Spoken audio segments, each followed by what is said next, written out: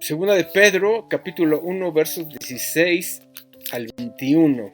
Y dice así: porque no nos hemos dado a conocer el poder y la venida de nuestro Señor Jesucristo siguiendo fábulas artificiosas, sino como habiendo visto con nuestros propios ojos su majestad.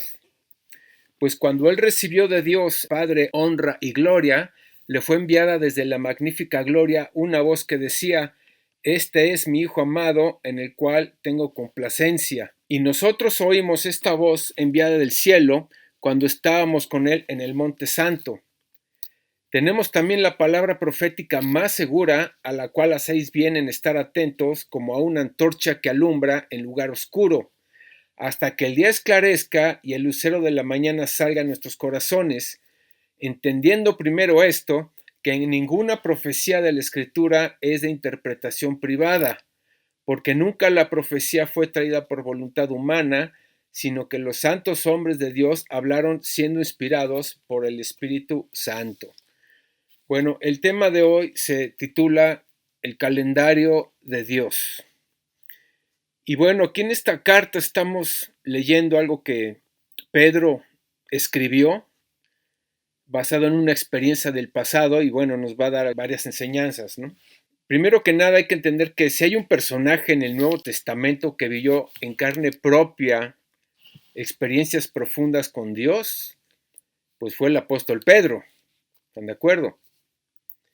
Y fíjense, a pesar de tener múltiples defectos de carácter, como por ejemplo, él hablaba sin pensar, se nos da como que naturalmente a todos los seres humanos, ¿no? O el hecho de hablar por los demás también. Esto lo podemos ver en Mateo 26:35, cuando Jesús anunció que todos iban a escandalizar. En ese pasaje, pues están reunidos, está a horas de ser arrestado Jesús, y les dice, pues que me van a arrestar y todos se van a escandalizar. De hecho, en la Nueva Traducción Viviente aparece como abandonar, o sea, todos me van a abandonar. Y ahí sale Pedro abriendo su boca, ¿no? Diciendo, no, aunque todos se escandalicen, aunque todos te abandonen, yo no te abandonaré, ¿no? Ya conocemos la historia, ¿no? Entonces, ¿cómo es que hablaba por los demás? Y otra característica que de cierta manera fue buena en él, pues fue precisamente tomar la iniciativa en algunos momentos clave, como por ejemplo cuando pudo dar algunos pasos sobre el agua, y este pasaje lo podemos ver en Mateo 14:22. Imagínense la experiencia de haber caminado en el agua, ¿no? Cuando ven a Jesús acercarse a la barca, todos temerosos, y Jesús les dice, yo soy. Entonces Pedro tomó la iniciativa, y vemos en el versículo 28 que le dice, entonces le respondió Pedro y dijo, Señor, si eres tú, manda que yo vaya a ti sobre las aguas, ¿no? Y él pudo experimentar, dio varios pasos sobre el agua, y bueno, ya sabemos qué pasó, que desvió su mirada, empezó a ver las circunstancias, la imposibilidad de lo que estaba sucediendo, y inmediatamente empezó a hundirse, ¿no? Pero bueno, experimentó, ¿no? Tuvo esa vivencia, ¿no? También podemos ver en Mateo 16, Jesús pregunta, ¿quién dice la gente que soy yo? Y él toma la iniciativa nuevamente y dice, pues tú eres el Cristo, el Hijo del Dios viviente. Y de hecho también vemos en Mateo 17, inmediatamente después de esa revelación que Dios le dio, vemos en Mateo 17 que él experimentó una de las experiencias más extraordinarias, y esto fue la transfiguración de Jesús, con toda su majestad y toda su gloria. Ahí estaba Jesús, y a un lado de él se encontraban pues los dos representantes más grandes de la fe judía, que era Moisés y Elías. Y en este cuadro de Mateo 17 vemos que Pedro estaba tan impresionado, y obviamente no era para menos, el presenciar a Jesús en toda su gloria, que él llegó a pensar, es muy probable que él llegó a pensar que la historia humana ya había concluido y que el reino mesiánico ya se había manifestado en toda su plenitud. Y como estaba profetizado, y de hecho es lo que vamos a ver más adelante en este estudio, él pensó que ya estaba en la fiesta de los tabernáculos, que era de lo que hablaban los profetas, ¿no? En lo que iba a culminar los tiempos. Y por eso tomó la iniciativa de sugerir, pues, construir 3 cabañas, ¿no? Sin embargo, pues solamente duró un tiempo esta visión, o sea, la visión se acabó. Y ahora en este pasaje que acabamos de leer en segunda de Pedro, él lo está recordando. Y esto es bueno, en verdad, porque de hecho, cada hijo de Dios debería de experimentar algo de Dios, ¿no?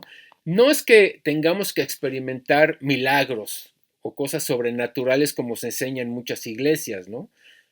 Pero creo que todos los que hemos llevado ya tiempo en una relación con el Señor hemos podido palpar cómo Dios se manifiesta en ciertas circunstancias, ¿no? Y a veces sí sobrenaturalmente. De hecho, a mí me ha pasado dos cosas sobrenaturales. O sea, me salvó de plano de la muerte una vez que me iban a atropellar, que el carro chocó y rebotó, ¿no? Cuando ya era inminente el golpe y nunca supe contra qué chocó, ¿no?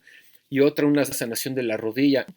No sé si ustedes hayan experimentado algo así, pero eso no es importante. Lo importante es que sí debe de haber ciertas manifestaciones, ¿no?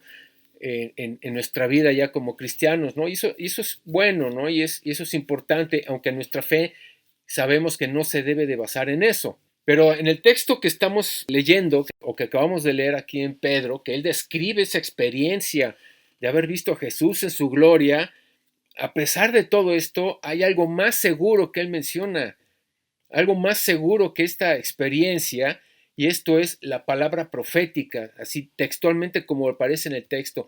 Tenemos la palabra profética más segura, es decir, que aun cuando nuestras experiencias con Dios son bienvenidas y maravillosas, estas deben de ser el resultado de una comunión con la palabra de Dios. O sea, debe ser el resultado de la palabra de Dios operando en nuestras vidas. Es decir, no son nuestras experiencias con Dios lo que determina la fidelidad de la palabra, sino que más bien es la fidelidad de la palabra lo que garantiza la seriedad de las experiencias con Dios. Es el resultado. Volvemos al texto, tenemos la palabra profética más segura. Entonces, dice Pedro que es tan segura que tenemos que echar mano de ella. Así lo dice el texto. Tenemos que echar mano de ella como una antorcha que alumbra el lugar oscuro hasta que el día esclarezca y el lucero de la mañana salga a nuestros corazones.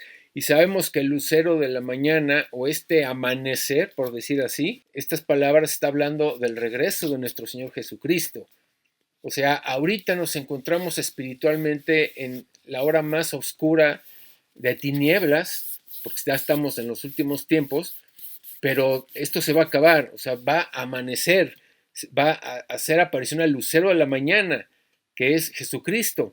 Entonces, Pedro insiste en que echemos mano de esta palabra y aferrarnos a ella en lo que regresa el Señor.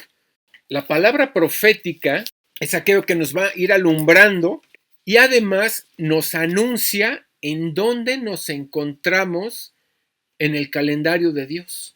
Según el calendario de Dios, no según el calendario de los hombres.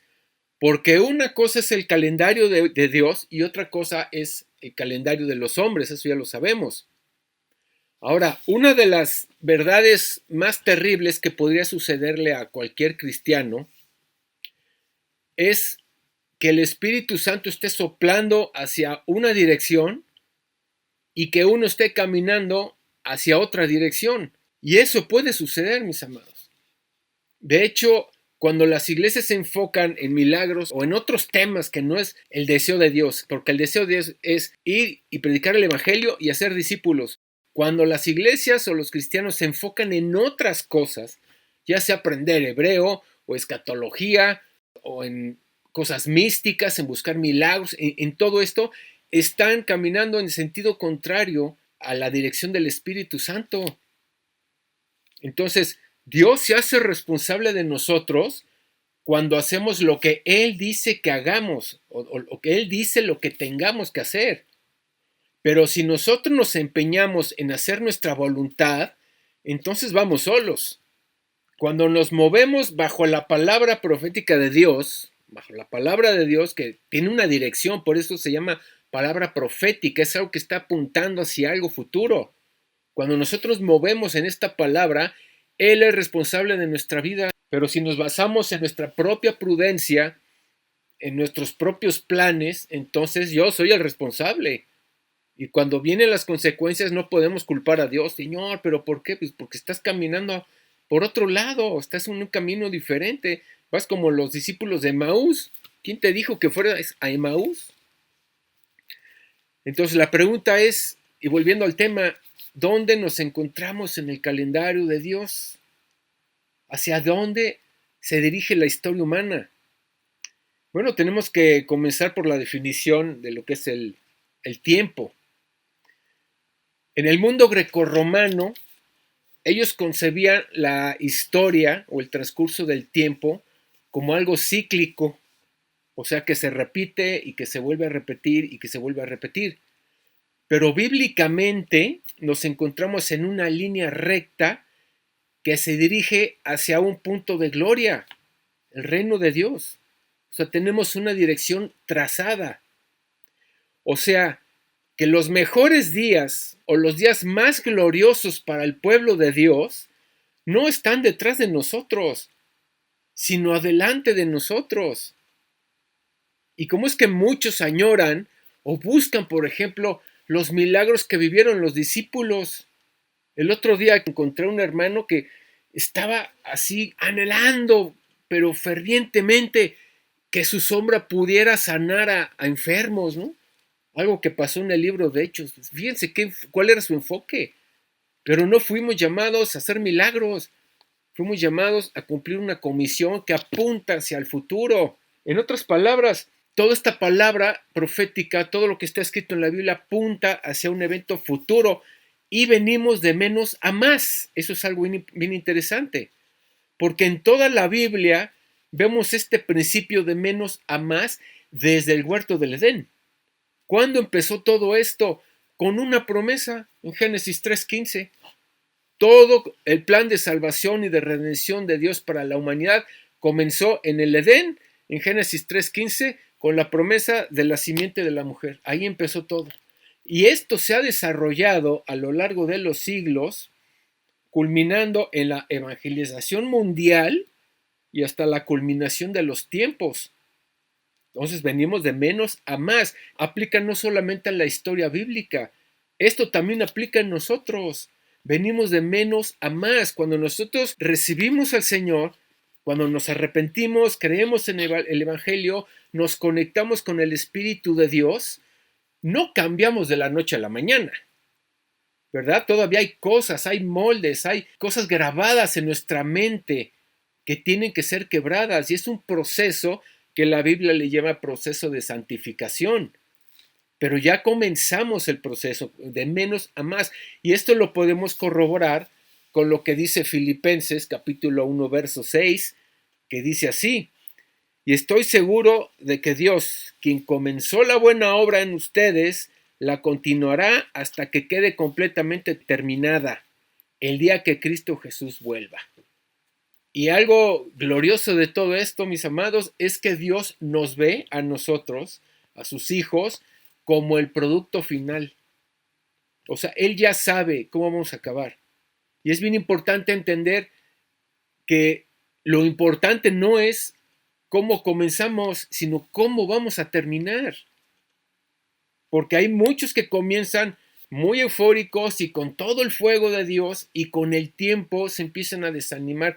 Obviamente todo esto viene por una falta de entendimiento de lo que es el Evangelio y el plan de Dios. Y la tendencia cuando no se comprende el plan de Dios es que uno empieza a sufrir y no tiene poder, no tiene victoria, porque acuérdense, el Evangelio es poder de Dios. Y cuando hablamos de poder de Dios estamos hablando de victoria, victoria sobre el pecado. Y hay gente que cuando no entiende el plan de Dios y cuando está metido en una rutina en las iglesias, de que ahora viene esto, ahora viene la oración, ahora viene, van a pedir el diezmo, y ahora viene aquello, y ahora los anuncios, y no hay un plan de evangelización, la gente se cansa. Es como caminar en círculos. Tú vas caminando en círculos y sí, esto ya lo vi. Sí, esto ya lo vi. Sí, ya. Y ya, es predecible todo. Y la vida cristiana no es caminar en círculos. La vida cristiana es caminar en línea recta hacia arriba. Hay que subir al monte. Por eso muchos jóvenes se desaniman. Porque por un lado están tentados por el mundo Están bombardeados constantemente a través de las redes, de los amigos y el celular y esto, y solamente 1 hora, 2 horas a la semana caminando en círculos creen que los jóvenes van a tener victoria. Están equivocados. Por eso vemos a tantos jóvenes que se apartan. Entonces lo importante no es cómo empieza uno, sino cómo va a terminar uno. O sea, venimos de menos a más. Ahora fíjense, dato curioso, pero vemos este principio de menos a más en el mismo nombre de Israel. O sea, la palabra Israel en el hebreo, esta empieza al principio, la primera letra del alfabeto hebreo, que es la Yud, que es la más chiquita, es como una comita, empieza con la letra más chica. Y el nombre de Israel termina con la letra del alfabeto hebreo más grande, que es la letra Lamed. Ahí se ve también el principio de menos a más. Todo venimos de menos a más. Así es como obra Dios. Por cierto, en el hebreo saben que es el idioma santo. No hay groserías. En el hebreo no hay malas palabras. Si tú estás en Israel y quieres insultar a alguien, lo tienes que hacer en árabe o en otro idioma, porque en el hebreo no hay malas palabras. Ok, entonces para que nuestras vidas tengan ese sentido profético, o sea, estar alineado a ese tren que va hacia el punto de gloria, necesitamos entender en qué punto nos encontramos en el calendario de Dios, a diferencia del calendario secular del mundo.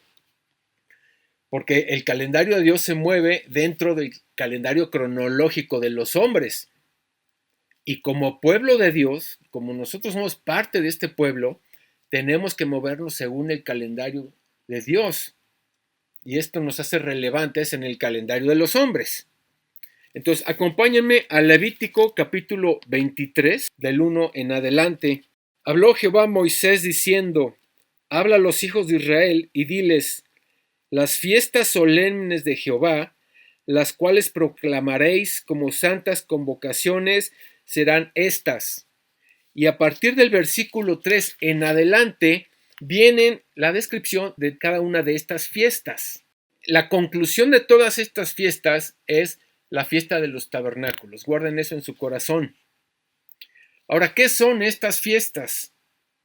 Bueno, cuando Moisés estaba por salir de Egipto, junto con todo el pueblo de Israel, todos nosotros recordamos que Dios se le acercó y le dijo, obviamente le había dicho: ve y libera a mi pueblo, ¿no? Y a través de mis milagros y yo hablaré por ti, etcétera, ¿no?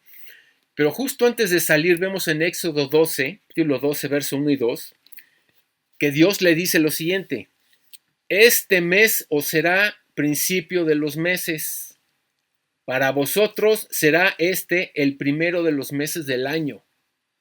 O sea, Dios hizo una separación entre la manera de contar los días del mundo y la manera de contar los días para su pueblo. Por eso es que era un pueblo santo, fue apartado para Dios.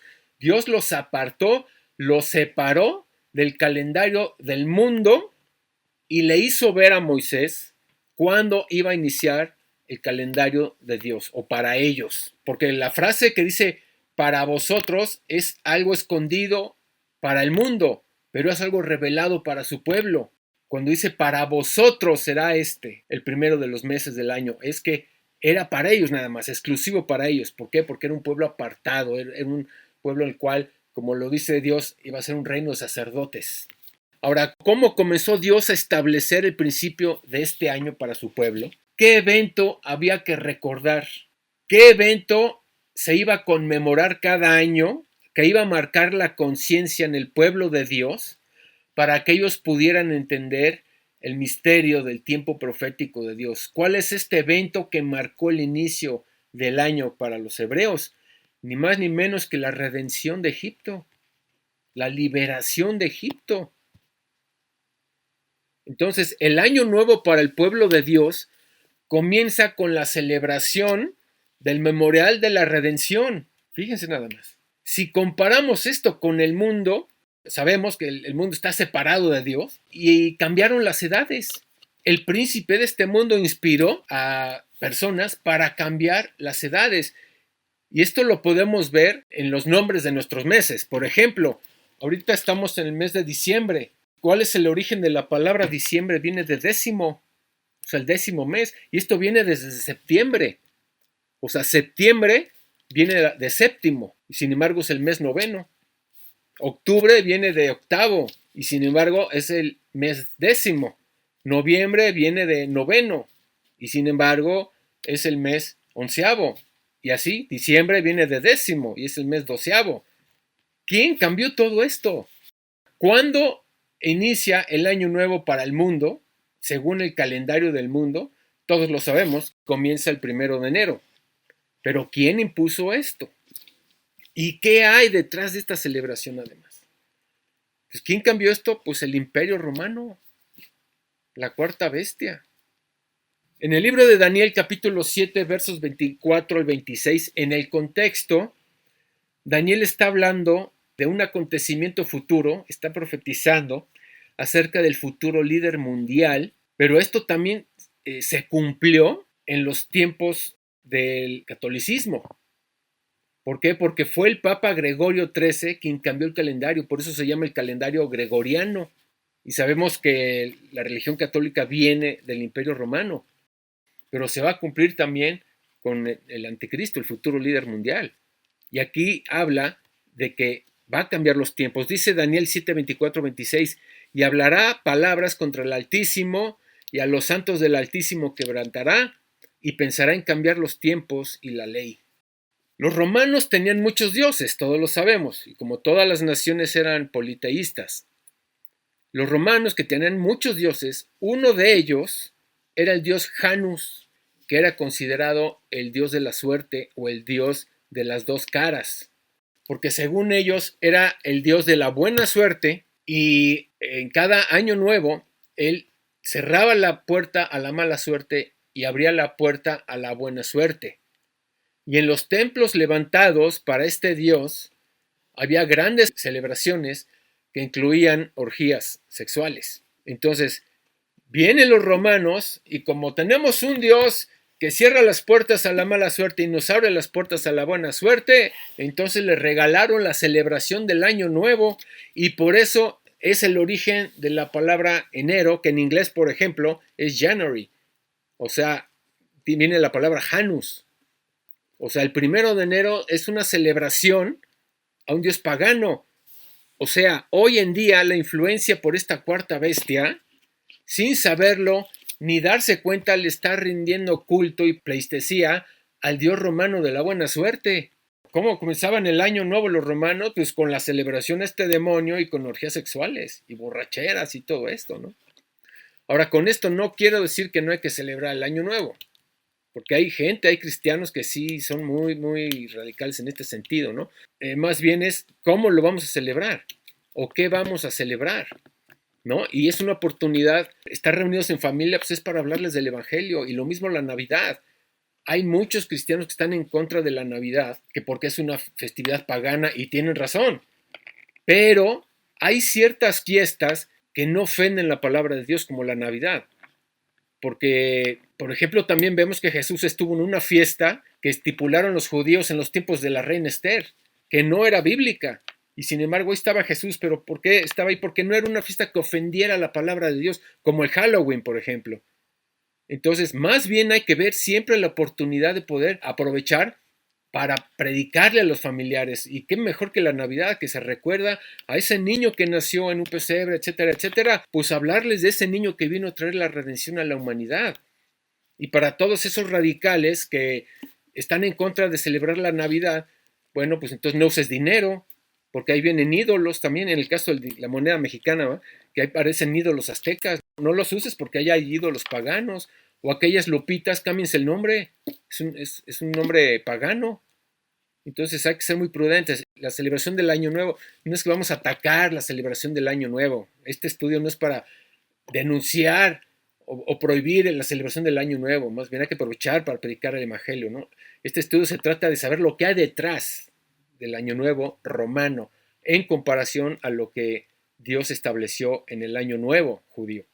Cuando Dios establece al pueblo de Dios y le dice a Moisés: ustedes no van a celebrar el calendario del mundo, este va a ser el comienzo de su año nuevo, voy a comenzar con ustedes celebrando la redención. Fíjense qué diferente. Y cada año nuevo ustedes van a tener una gran fiesta por su redención. Y en estas fiestas que Dios entregó a su pueblo, están escondidos los códigos o las claves proféticas de la profecía bíblica, de lo que va a acontecer. Si entendemos esto, podemos ver claramente en qué momento profético nos encontramos viviendo. Ahora, si regresamos a Levítico 23:2, otra vez, por favor. Habló Jehová a Moisés diciendo: habla a los hijos de Israel y diles: las fiestas solemnes de Jehová, las cuales proclamaréis como santas convocaciones, serán estas. Y ahí viene ya la lista, ¿no? Bueno, de este versículo 2 vamos a extraer, hay tres palabras muy importantes. ¿Ok? Hay tres palabras muy importantes, palabras clave, que es fiestas, que es santas y que es convocaciones, si quieren subrayarlo en sus Biblias. Empezamos con la palabra fiesta. La palabra fiesta en el hebreo es la palabra moedín o también moed. Moedín es en plural. Y no tiene la connotación que nosotros tenemos en este mundo. Porque para el mundo la palabra fiesta implica música fuerte, bailes sensuales, bebidas alcohólicas, bullicio, ruido, disolución, ligues, y esto es lo que se celebra en Año Nuevo. Fíjense la diferencia de la celebración en el mundo y en Dios. Mientras que el pueblo de Israel conmemora la redención de Egipto, la liberación de Egipto de la esclavitud, en el mundo celebran carnalidad, pura carnalidad. Entonces, la palabra fiesta en el mundo no aplica aquí, porque el significado de la palabra moedín o moed no es simplemente una fiesta, sino que significa una cita con Dios. Esto marca la diferencia, es un encuentro con Dios, es un momento en el que Él va a revelar algo de su gloria. Por lo tanto, cuando Dios le da a Israel estas fiestas, no está hablando solamente de ciertas actividades colocadas dentro del calendario del tiempo cronológico, sino que está hablando de encuentros proféticos con Él. El pueblo de Israel tenía citas con Él, y sabemos que el Shabbat era la única, que era una vez a la semana, y las demás eran una vez al año. La siguiente palabra es santas.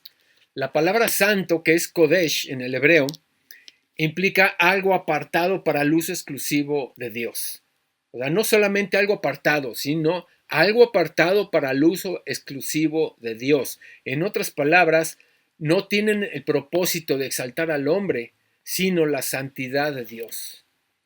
O sea, en estas fiestas no hay nada que incite al pecado, eran santas. Vamos. Y la palabra convocaciones es bien importante también. Es una palabra hebrea mikraín, y no quiere decir solamente una reunión, significa una reunión para ensayar. Y entonces comienza a describir la lista de todas las fiestas. Entonces, si todas estas fiestas son reuniones para ensayar, significa que son fiestas proféticas. Están anunciando algo que iba a suceder, por eso están ensayando. O sea, un ejemplo de esto es un grupo de música que canta y está alabando al Señor. Previamente tuvieron una reunión para ensayar o varias reuniones para ensayar. Esta reunión en el hebreo es mikra.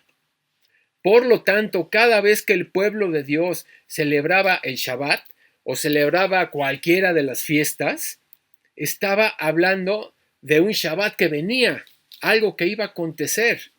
Estaban ensayando o anticipando algo que estaba por venir. Y sabemos que todas estas fiestas dadas por Dios a Israel, número uno, anticipar lo que iba a venir a ser Cristo. O sea, cuando Jesús aparece en escena, Él, su persona, su ministerio, todo lo que Él fue, está fijando los tiempos de Dios.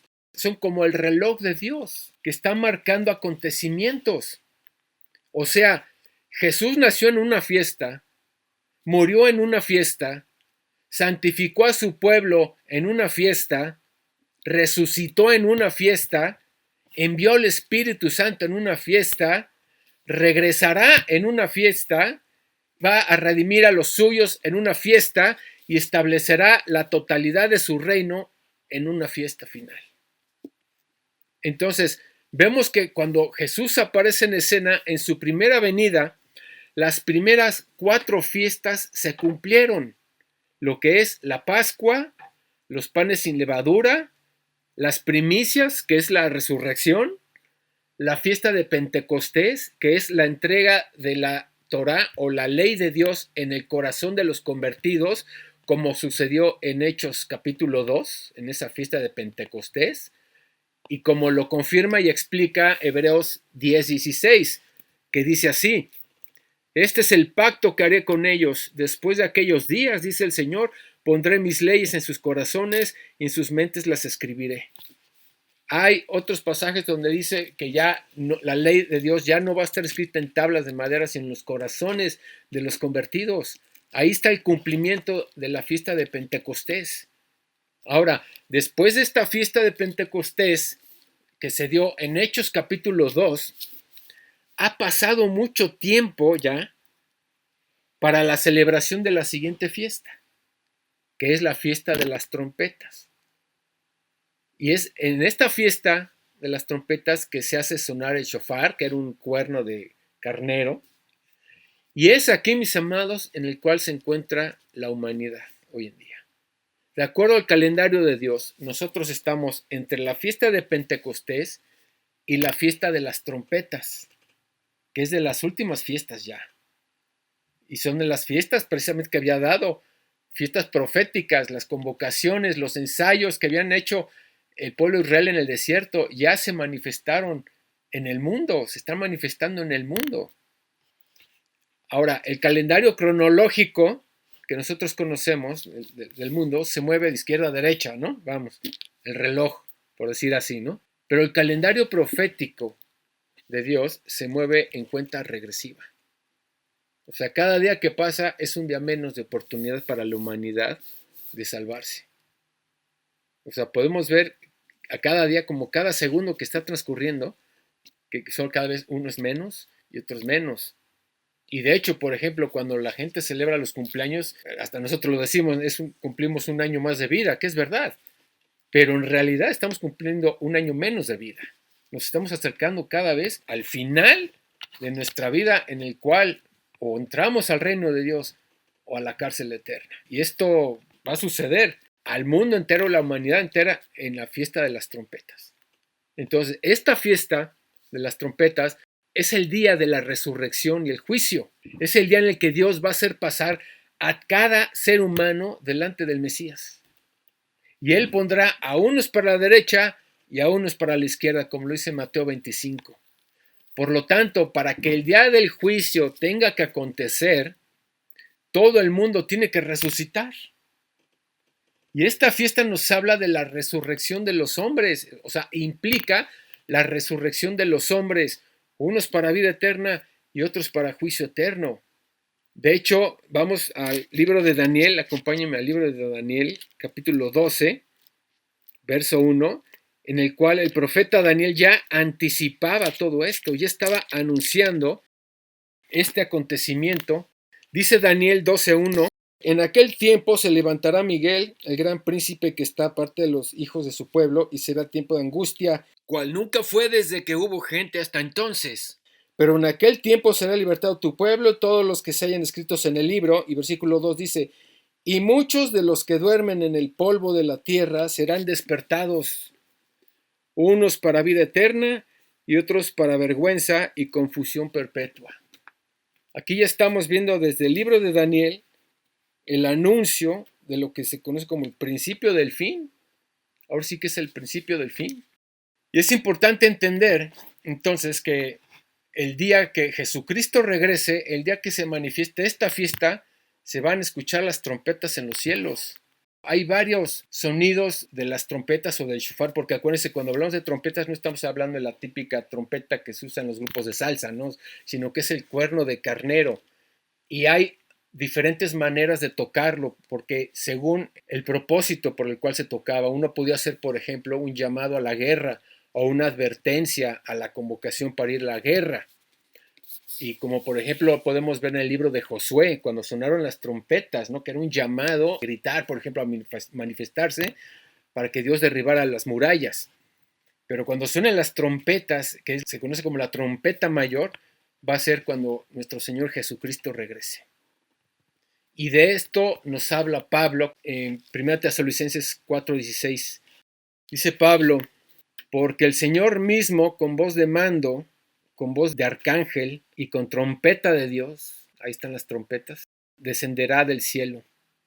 Y los muertos en Cristo resucitarán primero. Luego nosotros, los que vivimos, los que hayamos quedado, seremos arrebatados juntamente con ellos en las nubes para recibir al Señor en el aire, y así estaremos siempre con el Señor. Por tanto, alentaos los unos a los otros con estas palabras. Aunque aquí Pablo pensaba que a él iba a tocar el arrebato, porque él decía, nosotros los que vivimos vamos a ser arrebatados, bueno, que no le tocó, pero miren, no sabemos cuánto tiempo falta para que suceda esto. Esta fiesta, que es la siguiente por acontecer, no tenemos la certeza, y la Biblia lo dice claramente, Jesús dijo, ni el tiempo ni la hora nadie lo sabe. El hecho de que algún pastor o algún maestro ponga fechas para el regreso de Jesucristo es un error, está equivocado, no hay una fecha, pero de que va a suceder, va a suceder. Lo que es importante entender también es que en lo que sucede esto, porque alguien podría preguntarse, ¿y por qué se ha tardado tanto? Ya ha pasado más de 2000 años. Porque este tiempo es el tiempo de oportunidad para los gentiles.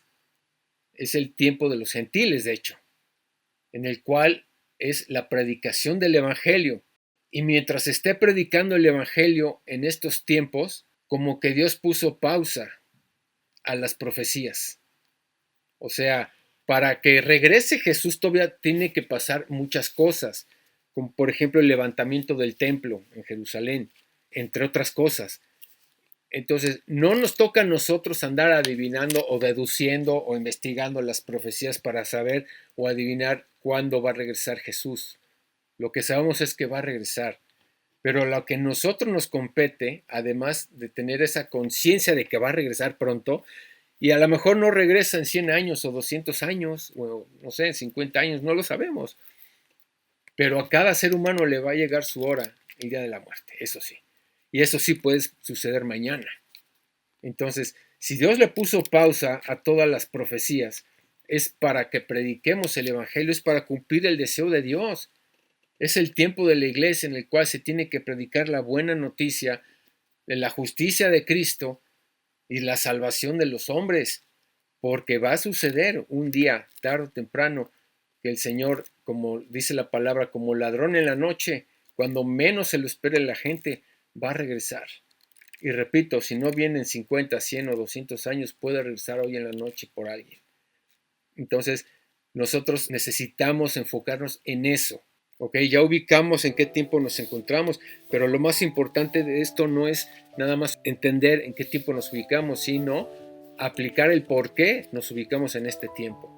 O sea, es cumplir el deseo de Dios, que es predicar el Evangelio y hacer discípulos.